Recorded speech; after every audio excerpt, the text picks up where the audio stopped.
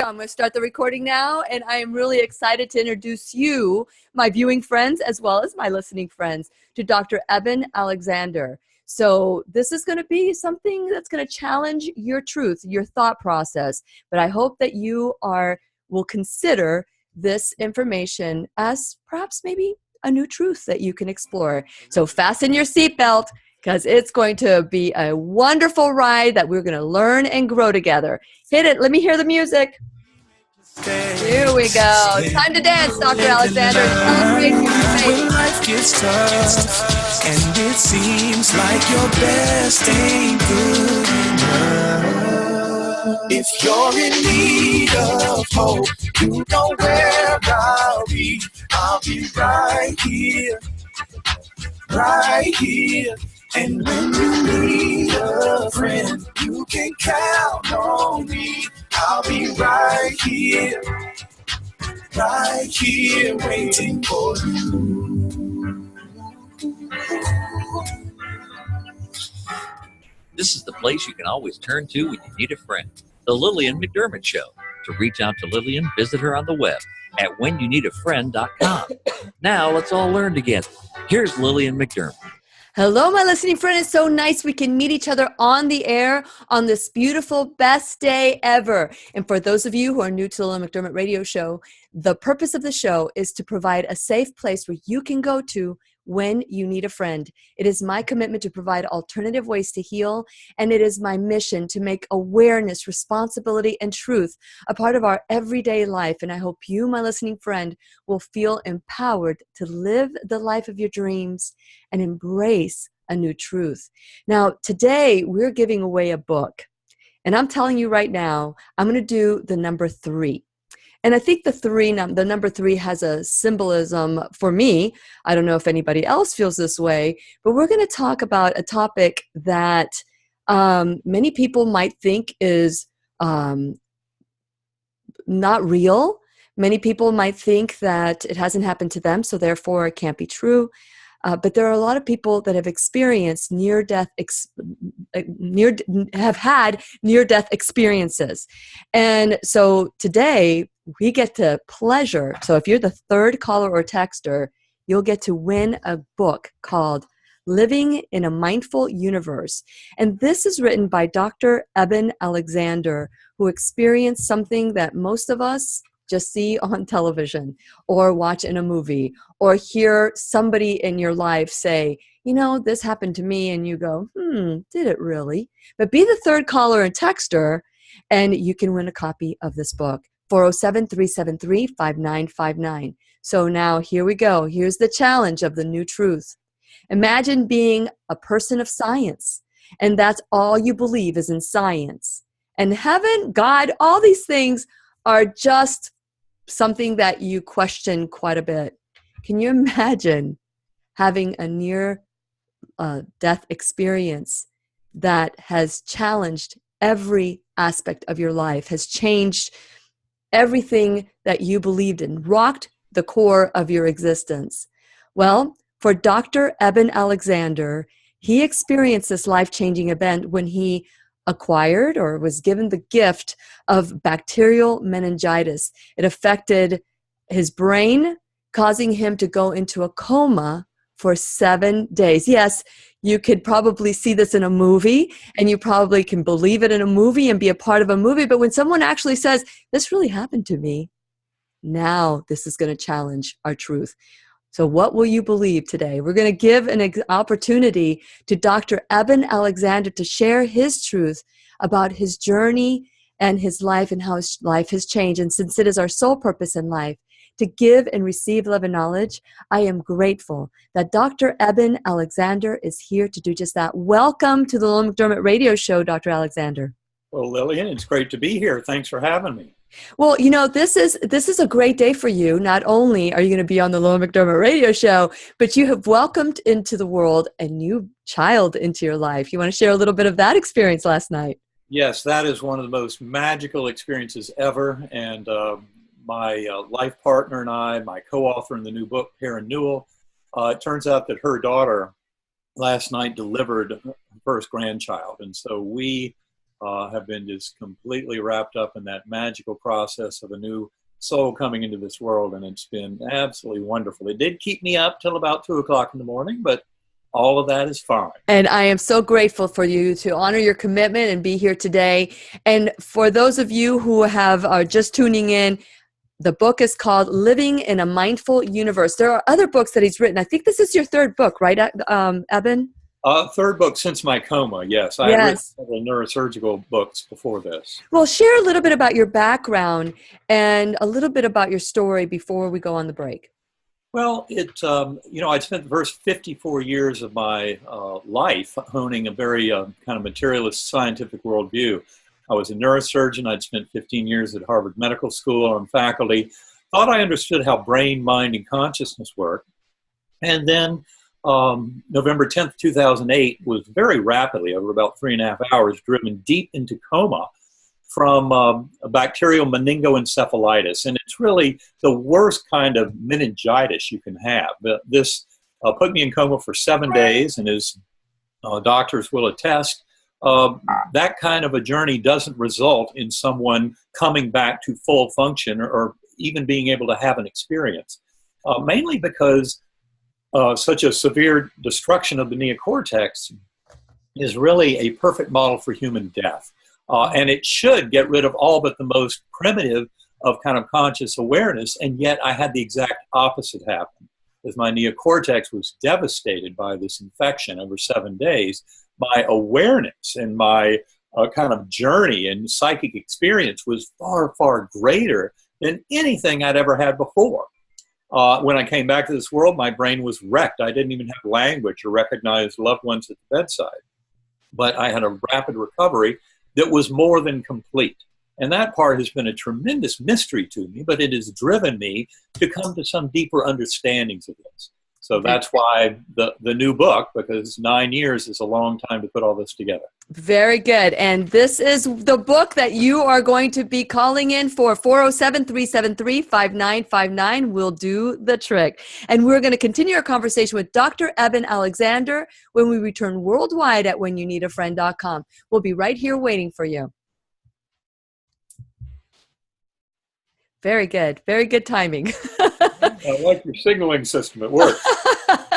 Well, you're a pro at this. This has been quite, when I learned about you and I received your book, I thought this is going to be either the best show ever for someone who's listening or somebody that's going to be challenged tremendously. Have you experienced that, Dr. Alexander, these challenges as you've come out of your coma to explain, this really happened to me? Yeah, well, it has been a tremendous challenge, but that's where it gets so exciting. Yeah. Because there are lots of kind of loose ends and kind of dead ends in our understanding of brain, mind, and even the nature of reality. And these experiences actually help to define how it can all work. It's astonishing, but it's not that simplistic little materialist model that we used to believe. Yes. But of course, the science hinges on, and yet that has tremendous gaps around the edges, and that's what this is about. Yeah, the gaps around the edges, and I'm sure you've had a lot of people try to disprove your story, going back to some articles that have been written and that have tried to challenge you. How do you deal with that? I know we haven't told the story yet on the radio, but a lot of people that are going to be tuning in through YouTube are going to be obviously attracted to your story because maybe they know who you are and want to learn a little bit more about you. But these people that have truly tried to attack your beliefs and what happened on that day, not knowing anything that happened to you really, or experiencing what happened to you, how do you internalize that so that it continues to allow you to stay focused on the mission? Well, I know how I was before my coma. I was a materialist scientist who believed the materialist model, but of course I knew that there were horrific holes around our understanding and that we pretended to understand things that we don't understand. Mm-hmm. So to me, it makes perfect sense that people recoil. I mean, the thing that's maddening, of course, are the kind of ad hominem personal attacks to try and discredit me and that, because that's a total waste of time. Trying to really understand what happened and make sense of it luckily, there are a lot of scientists who really want to get deeply into that stuff. Absolutely, and I'm sure they've impressed you. And we're about to go back on the air, and here we go. This is the show within the show. I like it. 5959. Once again, here's Lillian. Welcome back to the Lillian McDermott Radio Show, where we always learn and grow with one another. Today's teacher is Dr. Eben Alexander. He is the author of 3 books, his third one being, the first one was Proof of Heaven, and so now he has come up with his third book called Living in a Mindful Universe. Be the third caller or texter, 407-373-5959, and you will win a free copy of this book. But I really encourage you to dive into this as we begin our year of exploration. This is something that many of us do not understand. Maybe you are open to learn a new way of experiencing life. Dr. Eben Alexander has experienced something that he never thought. This has been a life changer for you, hasn't it, Dr. Alexander? Oh, it has been. I really had to go back to square one after my coma experience, and especially given the fact that when I awakened from coma, my brain was so wrecked. I mean, I really had no memories of my life before, no words, language, didn't recognize loved ones. So it was an extensive damage. But over about 8 weeks, everything came back. And that part is the mystery to me and to my doctors, who to this day will tell you there's no explanation in Western medicine for this complete recovery. And of course, to me, the deep mystery was, how did all of that happen that I described in Proof of Heaven, when the parts of my brain that would have created a hallucination or a dream or a drug effect were gone. The neocortex was inactivated, and that part was deeply challenging. And that's why it's taken 9 years to make this much progress, but I feel we are making tremendous progress. And my journey basically parallels what the scientific community is going through now in trying to reckon with the findings of quantum physics and also all these extraordinary human experiences. Because these things happen to literally millions of people. This is not an oddity. That's what I was learning and researching you and learning about your story, that this happens more frequently. Why do you think we don't hear about it so much? Are people afraid to come out and share their truth? That is a very big part of the problem. In fact, I would say if you go back 10, 20 years ago, there was so little out there about NDEs that really it's a wild thing to go through. It's so much more real than anything else you've ever been through. And yet it makes no sense. It's often happening at a time when you're dead. When you can look down and see your body there. I mean, that never happened to me. I was so far gone from this universe. But a lot of people watch the doctors and nurses trying to save their life, and they're like, hey, I'm doing great. I've never been more alive than I am now. And don't do this to me. Don't bring me back. Yeah, it is a shocker. But this is all about the nature of reality. And when you come to realize that modern neuroscience is basically absolutely clueless about the mechanisms of consciousness in the physical brain, you have to realize that we need to open our minds a lot to have a deeper understanding of it. Okay, well, you opened your mind a lot, because this was totally against what you believe. So here you are. You how did you get meningitis? How did you get that form of meningitis that was deadly? Well, all bacterial meningitis is deadly. In fact, it's 100% fatal if untreated. Gram-negative meningitis is the worst kind. It's even treated, it's extremely challenging with, better than 70% mortality. And I had E. coli. E. coli is very rare in adults. It almost always happens in newborns. Mm-hmm. So yes, I might have to defend my level of maturity, but the fact is, my doctors were absolutely shocked that I had a disease that almost never affects anyone older than age 3 months. But that was just kind of the beginning of the mystery, because in going very deep into coma, by the end of that week, my doctors basically said I had a 2% chance of survival and no chance of recovery. Mm-hmm. And that's why when I came back to this world, although originally my brain was totally wrecked, recovery was rapid, even over hours and days. And by 8 weeks, it was pretty much complete. And that, to my doctors, was a deep mystery. But, when you start getting into the near-death literature, you find many cases of healing that is absolutely beyond anything that we can explain in Western medicine. I mean, truly miraculous healing. And it's only because we don't understand consciousness well enough. We have the seeds for that understanding, even in placebo effect, mind over matter. The fact that people can believe they're going to get better with a given treatment, and even if it's a sugar pill, that belief is enough to marshal all the forces in their body in a fashion that completely defies materialist scientific explanation towards recovery. I mean, it's really amazing. But near-death experiences are just the next level of understanding of mind over matter and how we, as souls, have tremendous power over our lives, beginning with our health.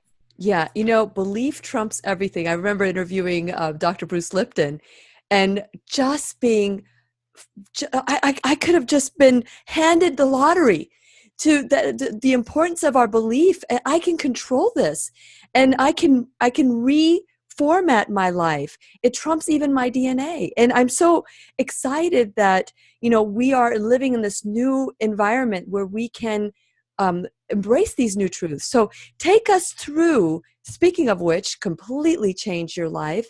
Take us through your journey. What did you experience? Give us a glimpse of what you experienced when you experienced your near-death experience.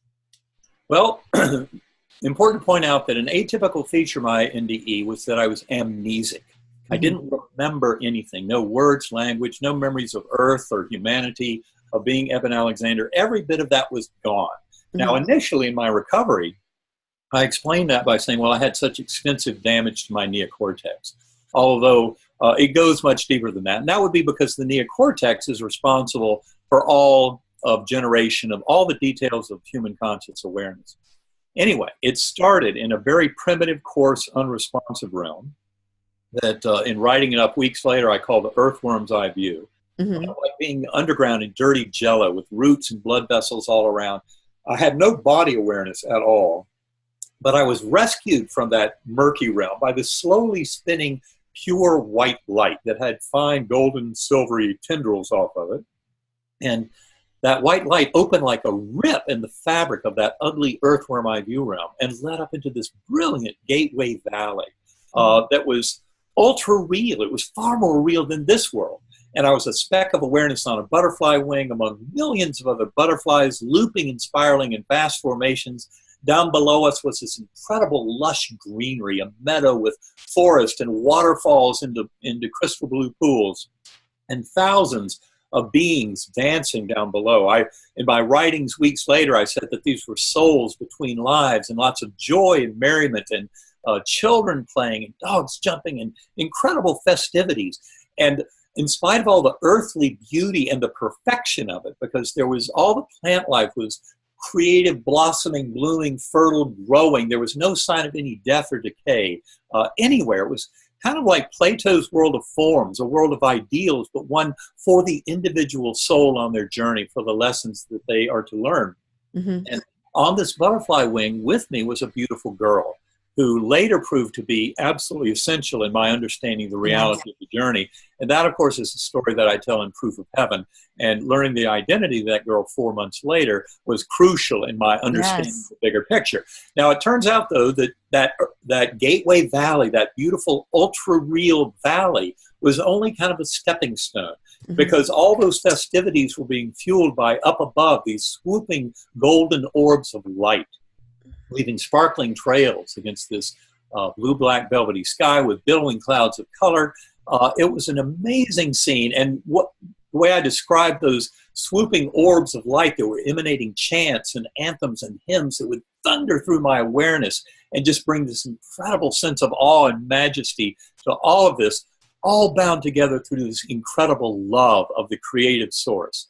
And so those angelic choirs, that music once again provided yet another portal, just as that spinning melody of light had ushered me up from the earthworm eye view. Once again, music, vibration, frequency. This is a common theme in my journey and many others, and it's also why so much of the work I do today has to do with sound, differential frequency sound, and sacred acoustics, and how that has enabled me to return to those realms. But those angelic choirs provided yet another portal, higher and higher. I saw all of space and time from the lower material realms collapsing down. A whole layer of causality called deep time, which actually dominates over Earth time. What did you call that again? Deep time? Deep time, which is more of an ordering of events and kind of the ascendance of our souls and the evolution of consciousness itself, which is not slave to Earth time. Earth time is really the stage setting. This is the drama, where the drama unfolds. But it's not the fundamental level of reality. There's a whole different causal ordering and temporal flow. But those angelic choirs provided my vision, this perspective of seeing all of that higher dimensional multiverse collapsing down into this rich oversphere. And at that point, I was in what I call the core, infinite inky blackness, but filled to overflowing with the infinite healing power of that divine loving force, that God force at the core of all reality, which is what so many near-death experiencers for thousands of years from all belief systems have witnessed and touched. That's what allows you to come back from these experiences and never fear death again, because it's that beautiful comfort and joining and oneness. In fact, to even use words to describe that core is almost impossible, because it was right on that boundary of oneness with all of eternity, infinity, the creative love force of all. You become one with that God force, which of course in our religious orthodoxy, I grew up in a Methodist church, that's not really kind of spoken of. And yet that is what NDEers have been telling us forever. You become one with that force. And that is what gives us such comfort and reassurance that death of the physical body is not the end of our existence. And I would tumble back down to that earthworm eye view. So in my spiritual journey, I would ascend up through these kind of musical portals through the various layers, all the way back out to that core realm, the sanctum sanctorum of the divine, but always kind of told there, not by words, but by conceptual flow, you're not here to stay. You'll be going back.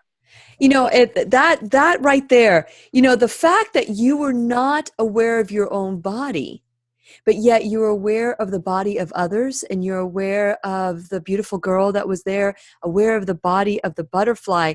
Did you ever think about, why is it that I am not aware of my body, but I'm seeing the world as I perceive it, or whatever this realm is? Did that ever occur to you as you were trying to explain it? Well, it occurred much later, when I was trying to figure it all out. And the important thing to get here is our boundaries of self are artificial. They are part of the drama, but we're really all sharing one consciousness, and it's that God mind.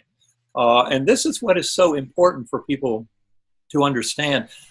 For example, the life review that is such an essential part of many near-death experiences has been for thousands of years. That old saying, your life flashes before your eyes. Yes. And the life review, interestingly enough, when you talk to many NDEers, and of course I knew this from my own experience, is the boundaries of self dissolve. In fact, the lessons of a life review are delivered to you from the perspective of those affected by your actions and thoughts. I love that. And important to treat others as you would like to be treated. The golden rule is right at the fundament of the best lesson we get from near-death experiences. Absolutely. And so for those of you, my listening friends that are listening today, be the third caller or texter, 407-373-5959, and win a free copy of Dr. Eben Alexander's book. And we're going to continue our journey and our discussion when we return worldwide at whenyounneedafriend.com. We'll be right here waiting for you.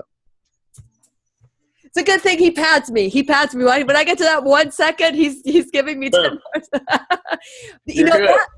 That's how I was when I was listening to you. I was looking at what was going on, and I was let me put my phone somewhere else because people are calling, and it's kind of a little distracting to hear the buzzing.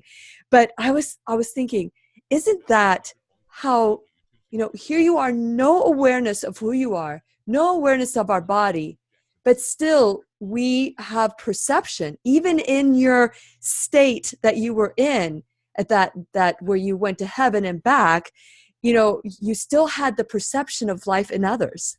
Well, the interesting thing is modes of knowing. I mean, remember, in these regions, in these realms, you're not seeing with the eyes. You're not hearing with the ears. Yeah. Nothing is being filtered by the physical brain anymore.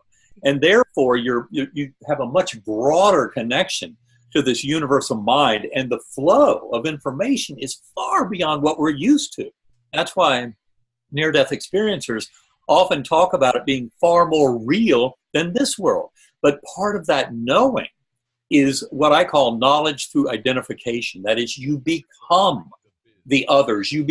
I became at the deepest core realms, the entire higher dimensional multiverse throughout all of eternity. How do you put that into any kind of words or human language? No, you just can't. You can't. And it just completely changes your life. I mean, everything that you believed in prior to this moment has been challenged. You have challenged you've gone to school to learn to be scientific, to be what you call materialistic in today's world and the way we view the world today. But for you to come out of this was probably okay. I just want to let you understand that I get it. And let me tell you, this is like a small speck on what you experience. But when I first started the radio show, Eben, it was all about being a compliant patient and being able to have conversations without trying to be wrong or being somebody telling you that you're wrong, and having an open table conversation, because in our family it was totally different. If you had a difference of opinion, you were wrong. And so that's how my show started, until I was challenged on the show to go raw vegan for 1 month. After several days, I felt so good. Not that I felt bad before. I ate well. It was a big difference. But it made such a huge difference. I said, man, if food can do this to me, Right. What else is out there? I had to learn how to everything all over again. Yes. And that was something that people didn't understand. I was going through this whole experience by myself, having to talk to my husband about food, and it's like all these teachers that have come on the show. This has been my education. You guys have been my parents, the people that have completely brought me in tuned with that belief that I had when I was a child, that I could do all things. You're doing a lot of good for this world by assimilating that kind of knowledge and understanding and kind of challenge to our conventional beliefs and sharing it with your listeners. That's a very important role you play. And it seems like out there's a lot of more out me. There is a collective awareness that is happening right now. And just yesterday, the FDA announced that they're going to challenge all these people that are going beyond what we're being told is acceptable. And as a doctor, as a neurosurgeon, you have in Harvard and all these lessons that you were taught and how to believe and all of that. How has that, have your colleagues abandoned you, or have you seen that most of them have embraced you? In fact, it's just the opposite. In fact, I would say there's really been no, quote, scientific challenge from materialist scientists at all. Nothing worthy of note. Yeah. Most of the scientific colleagues that I encounter greatly support this mission, because they realize the more they understand about consciousness and relationship of mind and brain, the more they know we have a very, very long way to go. And the materialist model fails. It never even gets out of the starting blocks. Okay, so right now I'm going to talk about my social media, and then I'll reintroduce you. Once again, here's Lillian. Welcome back to the Lillian McDermott Radio Show, where you can hear us worldwide at whenyouneedafriend.com. I am your host, Lillian McDermott, and it is my goal that we go through life with childlike wonder. What an image of childlike wonder when you accept what you're going through without challenging it with judgment or making yourself feel wrong. This story is beyond what we will ever understand. And hopefully, as each day goes by, perhaps you'll get a little nibble, a little morsel of what it is like to be outside of our judgment, to be outside of our belief, to be completely changed. And that's what I want to challenge you today, that for those of you who have listened to my show, and I'm getting all these wonderful texts and emails and all that about how you love the show, and I'm very grateful, but I want to ask you, have you become a subscriber yet? If you haven't become a subscriber, then why not? This is the place where we continue the story after the show, before the show. This is where we stay connected. Go to whenyouneedafriend.com. Please become a subscriber. When you do, you get some free gifts and you get the show sent right to your phone or tablet. But while you're there, I want to ask you to do me a favor and check out my sponsors. Without my sponsors, there would be no show. So make sure you check out my sponsors and support them the way they are supporting the show. I mean, I'm not being censored. You're listening to this show uncensored, and I'm so grateful that the universe has brought these people to me, because the story needs to be out there, that we are beyond what we believe.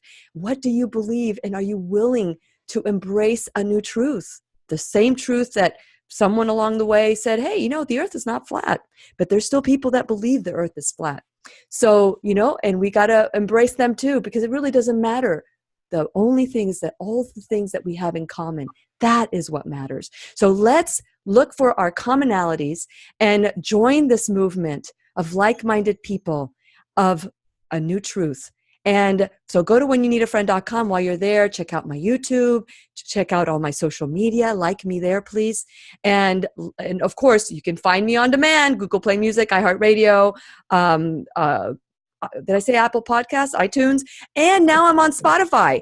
And you can call or leave me a message. Seriously, I am accessible to you. I'm giving you my number, 407-373-5959. Be the third caller or texter to get a copy of Dr. Eben Alexander's third book called Living in a Mindful Universe. And I want to encourage you to expand this your universe by understanding that we are all one. What happens to you happens to me. And I'm so grateful that Dr. Eben Alexander is here today, and we are able to have this conversation on the air. Whatever you choose to believe, it's your choice. But I ask you to consider that there's other truths out there that perhaps we don't know what you don't know. And so thank you, Dr.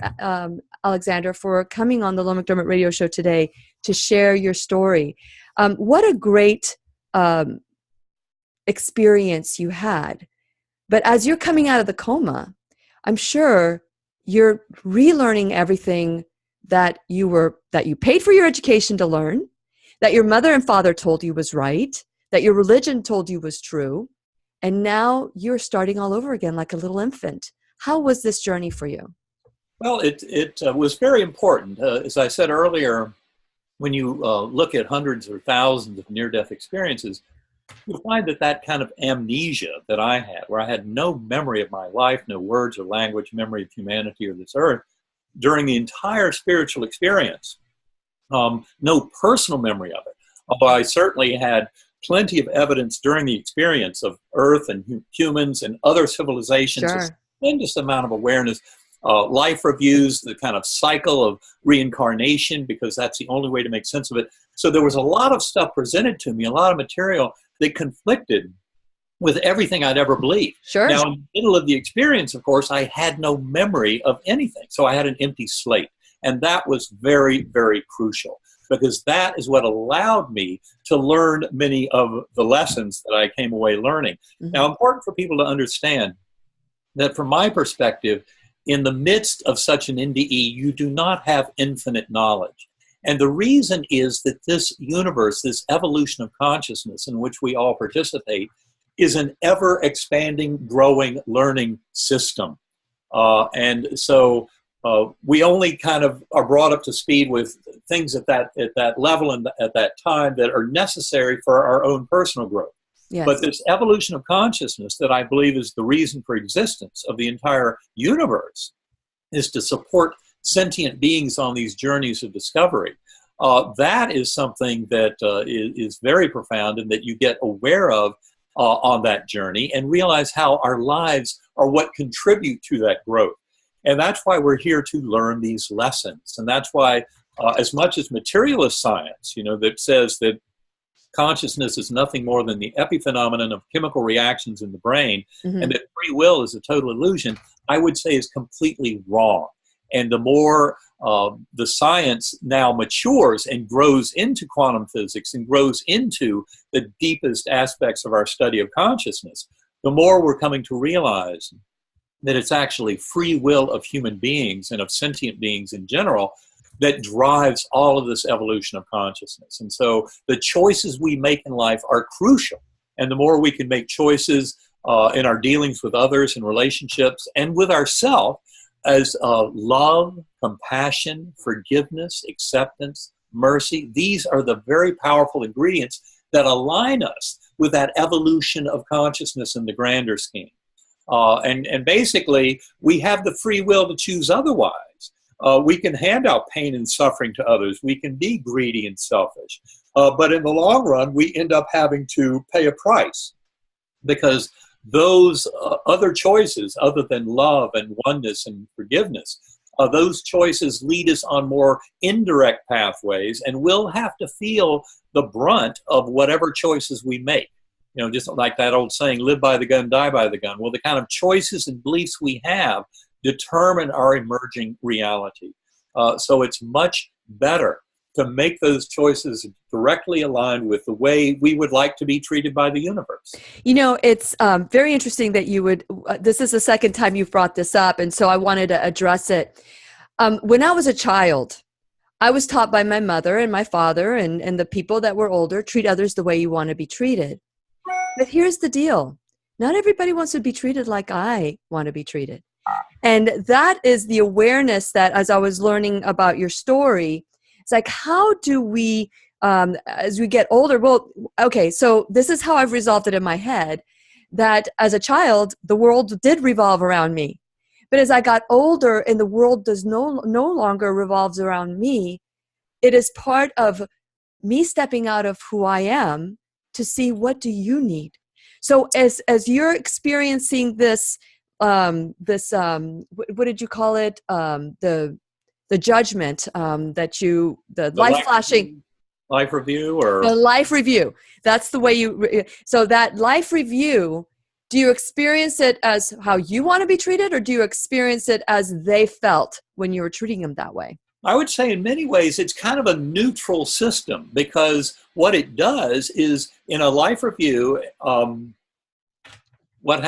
way people generally describe it is that they become the other person around them. Okay, there you go. Who was affected by the choice. So that's what's so crucial. Life review shows two very important things. One is that the boundaries of self are very much artificial, that we're sharing this one mind, and that there's a drama set up, a certain tension in the sense that we are separate selves.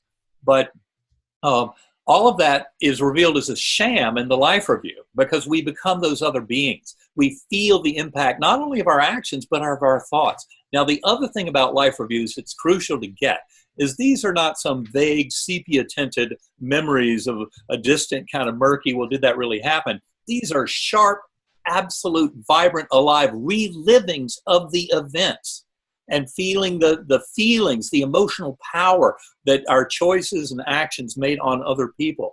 And that is part of this soul school, part of this learning. That's why that life review is so critical. And as I said earlier, it's not a New Age concept. Life reviews were talked about by Plato and the NDE of Armenian soldier who said the most important thing 2,400 years ago, he said the most important thing is love, and how much love you brought into this world. That came from a soldier who had been killed in battle, lying on the battlefield for days, dead, before he was put on a funeral pyre, and he awoke just before they lit it up. So this is not New Age stuff. No. And so as you received your life review, were you able to go back and kind of reach out to the people that you knew that perhaps you weren't as kind to? Were you able to go back and make amends? Well, it turns out that my amnesia was a setup, because I did not have personal memories of Eben Alexander's life. I saw life reviews broadly through civilizations of far more advanced than ours, that sentient beings go through this process, saw exactly how that tapestry of reincarnation and sentient beings and life reviews work. But having no memory of Eben Alexander's life, which later turned out to be important because of that beautiful girl on the butterfly wing and the fact that my father was not present. He had died 4 years before my coma. But in other words, I did not have a personal life review of Eben Alexander. Because you're not ready. I wasn't ready. You weren't ready. That's and right. so here we go. The lesson to be packed on. That's right. And so be the third caller or texter. The book is called Living in a Mindful Universe. And we're going to talk about this beautiful girl and the mindful universe and how we can be more mindful when we return worldwide at whenyouneedafriend.com. We'll be right here waiting for you. This is a huge, huge topic here. And let me see. I just want to make sure okay. So it's funny, when I say third caller or texter, you have all these people calling 3 times, or it's like, I want this book. I want this book. Sure. Yeah. So because you did not, because you weren't ready and you were told that you were not gonna stay, you did not receive your review. Well, I was told I was not going to stay, and that part to me was mysterious enough, although I thought that just going back to the earthworm's eye view was where I was going back to, because I cycled many times and went back there. But there came a time when I was absolutely blocked from using, the musical notes of the melody to conjure up that portal into that Gateway Valley. Yeah, so, you had mentioned that. I was that the human mind can just be so distracting.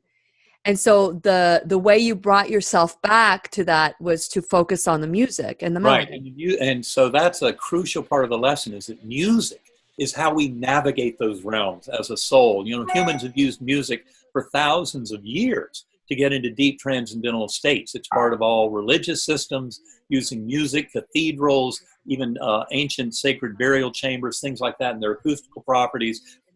Music, sound, vibration. But of course, the work that I do now, and we talk about a lot in Living in a Mindful Universe, is that work of my partner, Karen Newell, sacred acoustics, using differential sound frequency to get into very deep transcendental conscious states. And it's astonishing that something as simple as sound can have so much power. And yet it does. It can liberate your conscious awareness from the here and now, the illusions of self, help tap incredible resources in terms of creativity, in terms of influencing your health, things like that. That's why meditation, mindfulness, sacred acoustics, differential frequency brain entrainment is so critical at getting in touch with that higher soul, with that collective mind, universal primordial consciousness, that God force of healing at the core of the universe. And we can all do that through meditation. So you don't have to have an NDE.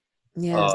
To benefit from every bit of this coming understanding. Yeah, I would love to do another show with Karen and you talking about that. I just never was given the music, and so at the end of the year, life is a little busier than everything, and so I wanted to be able to do the music justice. And so, if you guys can send me a copy, so I can listen to it.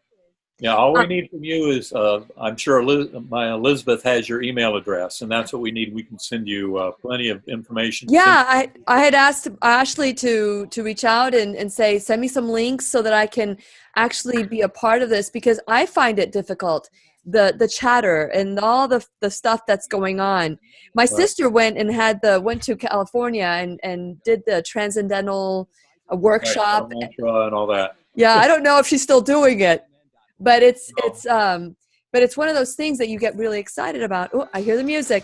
You get really excited about, and then you kind of like go back into your old comfort zone. So in this break, this is our last segment. Can you believe it? We got to keep going. We really should come back when Karen's available. She is by far the best half of this. Well, it's a good thing. It's a good thing we didn't have her scheduled today, because she's a grandma today. She is a grandma today. And welcome back to the Lillian McDermott Radio Show, where we always learn and grow with one another. I want to remind you that today we have the third caller or texter, 407-373-5959. Although Dr. Eben Alexander, as a neurosurgeon, he probably knows the mind better than anybody. And he wrote, the first book was Proof of Heaven, which sold over 2 million copies? About 2.5, 2.8. I don't know. You lost track. Yeah, you lost track. It's such a. My goal is to help this world wake up. I don't pay much The books. Very good, very good. So now the third book is called Living in a Mindful Universe. Why did you write this book, Dr. Alexander? I mean, you've covered a lot of topics and with the near-death experiences. And so why this book now? Well, it's very common when people have a near-death experience, it completely shocks them into a radically new life. Yes. But they spend the rest of their life assimilating that and trying to make sense of it. And that's what I've been doing all along. And as a scientist, of course, I had more to explain than I did before my coma.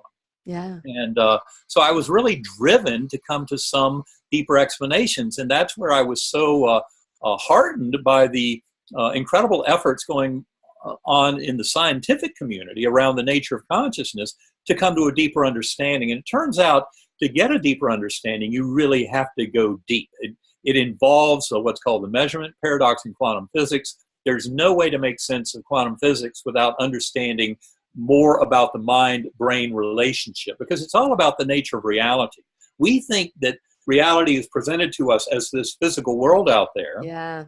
As it is, that we are, observers and kind of wanderers through that world. But in fact, we are intimately connected with it. And that is what is so crucial. That's why the free will concept is so important, because we have tremendous power to influence our emergent reality. And this goes far beyond some of the simplistic lessons of The Secret and that kind of thing, because it has everything to do with our modern scientific understanding of the nature of this whole universe. And the good news is that this revolution in understanding consciousness is tremendously liberating and empowering for individual human beings. Absolutely. Mind over matter. We have tremendous power to influence this world. And this is where living in a mindful universe helps the individual to come to see how they can manifest that power in their own health, in their creativity, in their relationships, and understanding of their meaning and purpose in life. All of this hinges very deeply on a broader connection with that universal mind. And you don't have to wait to be smote down by meningitis. Okay, that's the good news. A sentient being, any conscious being, has the power to go within, broaden this connection with that universal mind, and come to use the influence of the free will of their higher soul to dictate all of their emerging reality. It's a fascinating time to be alive and discovering all that. Yes, and part of that is some music that we're going to be maybe doing another show where we're going to be giving some CDs or DVDs or whatever it is that we're going to be giving out, but that's going to be for another show. But today, I would like for you to share a little bit more of your story that we kind of held back. For those of you that are just tuning in, you're listening to Dr. Eben Alexander, who had a near-death experience. And not only did it completely change his life, it kind of united him with a different life that he did not have prior to. And so share a little bit of the story of your journey with this young lady, because your father had died, 4 years prior? My father had died 4 years before my coma, and my father was nowhere to be seen on this journey. And to me, initially, that was a really deep mystery, because I'd never read the NDE literature before. But as I started reading it, I first wrote 20,000 words or so of my entire journey before I started reading anything about NDEs. But when I did, I was shocked by the similarities, the fact that my journey very clearly represented that spiritual realm in a profound fashion. And yet I was so mystified. Why wasn't my father there? I would have expected him to be there front and center.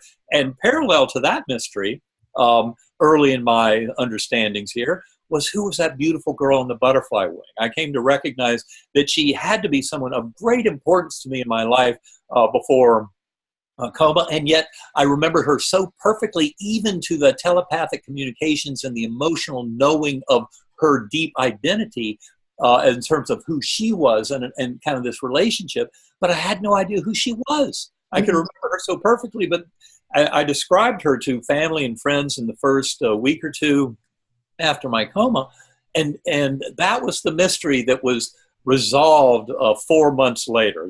And this is a spoiler alert for those who haven't.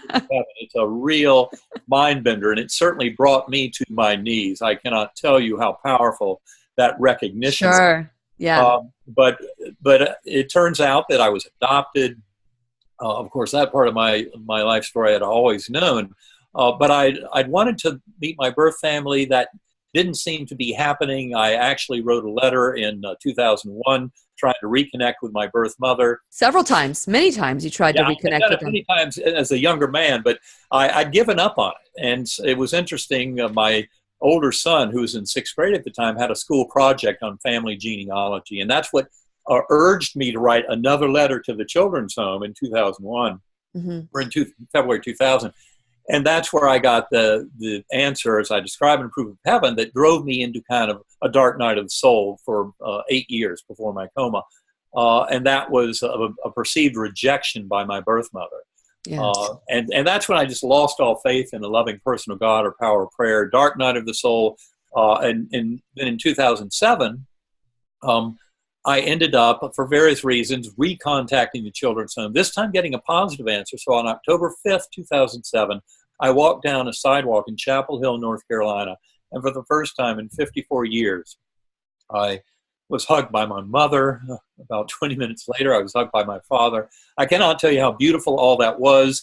Then adoptive family, birth family, all getting to know each other. But it was always bittersweet for me because I wanted to know so much more about Betsy, that sister who had died 2 years before I found out of her existence in the year 2000, because that was part of that message, was the reason that my birth family would not reconnect, was they were still grieving the loss of my youngest sister, a daughter who had died 2 years earlier. Yeah. And my birth sister, who I then met in 2007, promised to send me a picture of Betsy, and that picture arrived 4 months after my coma, and that was what really shocked me no end, because I saw the picture, I was just overwhelmed with emotion, collapsed on the floor, sobbing over this tragic loss of a birth sister, so lovely, who I never got to know in this life.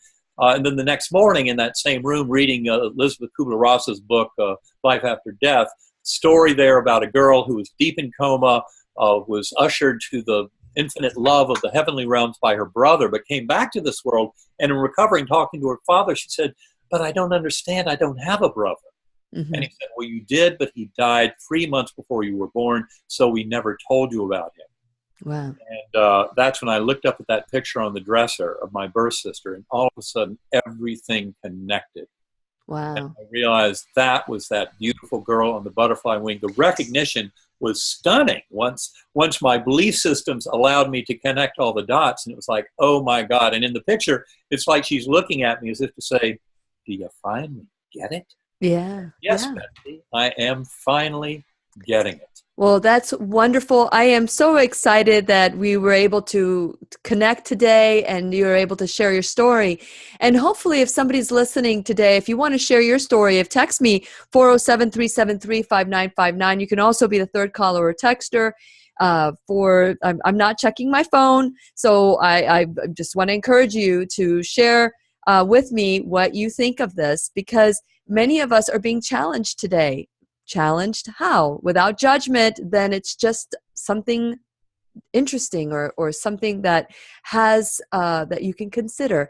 But Dr. Alexander, you have risked, there have been prices and payoffs for what you're doing, and I am just want to acknowledge you for having the courage to share your story. And Thank you. yeah, and you keep going and it just keeps getting better for you. So thank you so much for coming on today, and congratulations again for the first grandbaby in your family. Well, thank you so much, and great to be here. And I look forward to talking with you again when my best half, Karen, is available. Absolutely. And to you, my listening friend, belief trumps all. What do you believe? This is Lillian McDermott wishing you love, peace, joy, and unexpected abundance. Make it the best day ever. Okay, so now we get to have one final thought. Before you go, would you like to share a little bit? What did we not get to talk about today, and you'd like to leave my viewers with?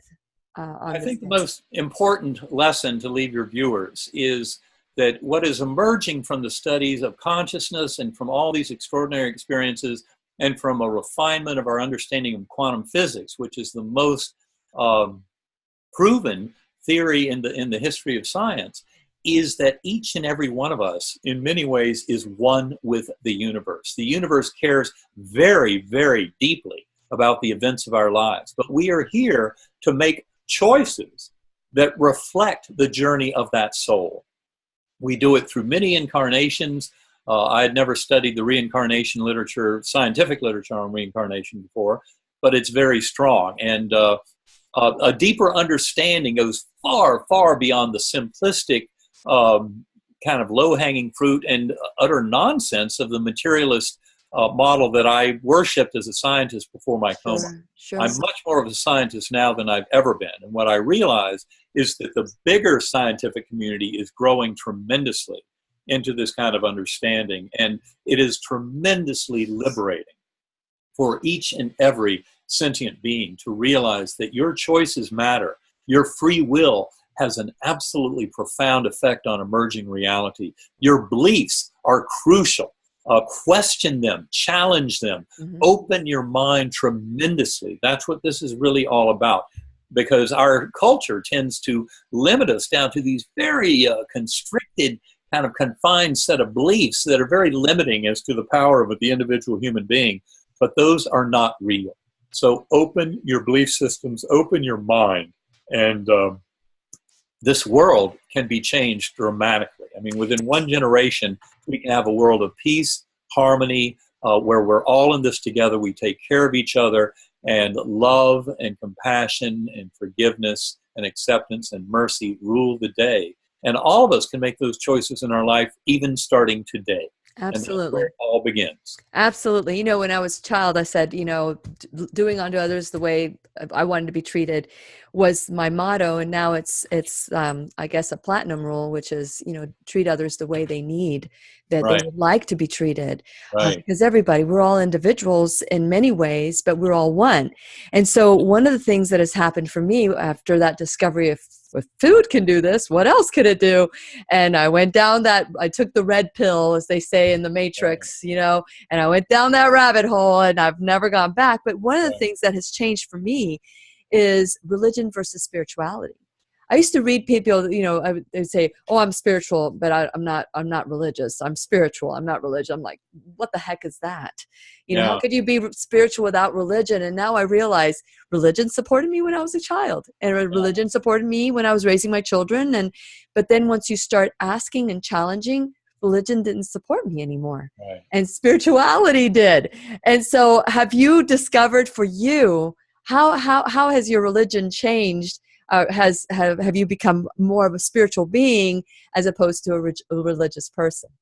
Well, I would say to the extent that any religious system supports love and oneness, compassion, that we're all in this together, we're here to take care of each other. Without a doubt. In one mind, then those aspects of that religion are perfectly consistent with the modern near-death experience involved world.